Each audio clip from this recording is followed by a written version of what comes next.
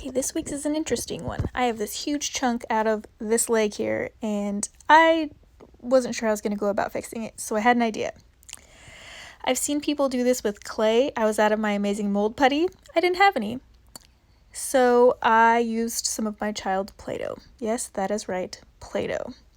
It is absurd. However, it did work. I just took a quick mold of the right side leg. And, of course, once I got it all done up, it did leave some Play-Doh debris. Didn't care. Wiped right off. So that works.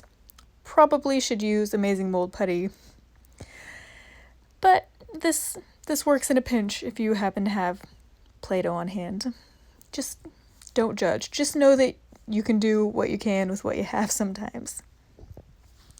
So I got this all on there, pressed in really nice and tight because I wanted the whole outside of this. So obviously I'm going to be missing the inside portion, but at least the outside will look good, right? Hopefully. So, Play-Doh. Downside to Play-Doh and the clay also, if you've ever used the clay, is it moves as you're trying to remove it. You just kind of have to be as careful as you can, just removing it very gingerly.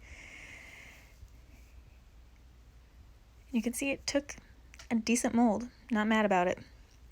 So here I used a teacup because it was small enough to help it hold its shape, which worked out surprisingly well also. This whole thing worked out surprisingly well. I'm not sure why, but... So anyways, I used my fast cast, which is just a 2-part resin. Got that all going and dumped it in, made a big fat mess, ruined my teacup, which was a little bit sad. But they're casualties in furniture war, so sometimes teacups have to go.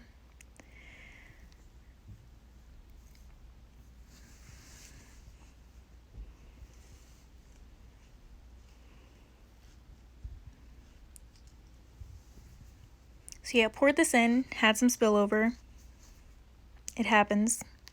Usually you're, doing it on a space where you're not worried about the item that you're pouring resin around, but like I said, I wanted that thing to hold its shape, and the teacup was the thing that I had.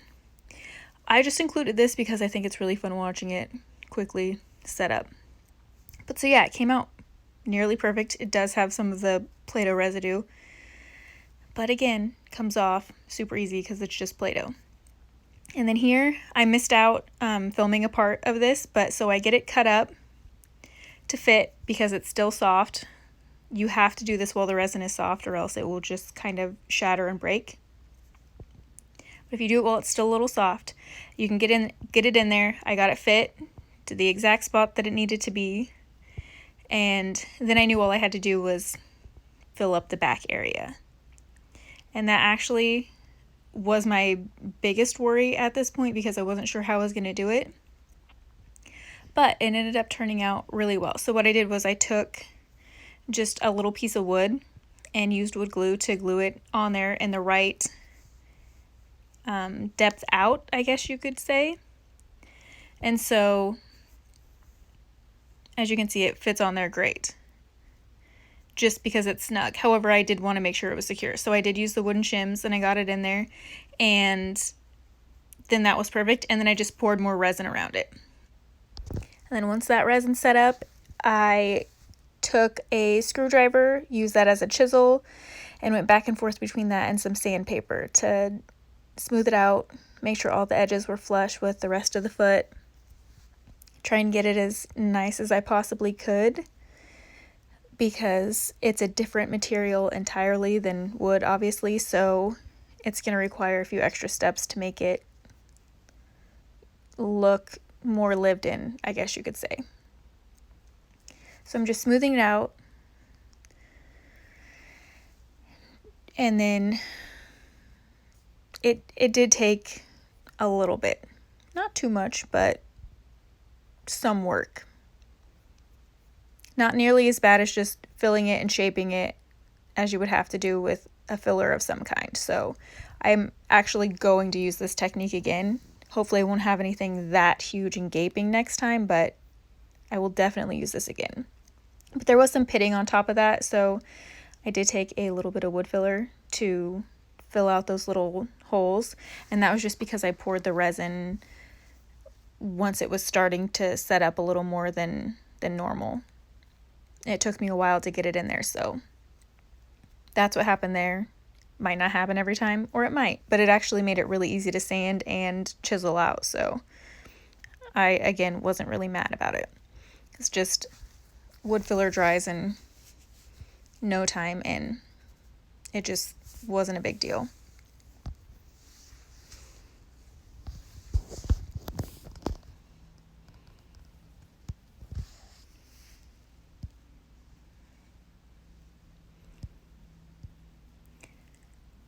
So then, of course, more sanding because I used wood filler, as you do with wood filler. However, resin doesn't take stain like wood does. So what I had to do was kind of get it ready for stain. So I had some hideous brown paint that I use all the time, actually, because for whatever reason brown paint works great for a lot of stuff. And I just went over the resin with the brown paint, which will then give me a porous surface to absorb stain with. So that works. If you need to, again, this is all like in a pinch, not the correct way to do something, but it is a way, and it did work, and it was very secure, and I would totally do this again. So now the paint will take stain, like I said, and I'm just kind of going over the whole thing just to kind of give it a little coat, a little more cohesive look, because it is a completely separate piece. And then I did it also to the right leg. And then I just went over it and sealed it with some wax, because I generally finish my feet with wax. But as you can see, like, it looks great. Not mad about it. I don't think anyone would know. So if you like this video, please consider subscribing. I put videos out every Wednesday, and I will see you guys next week.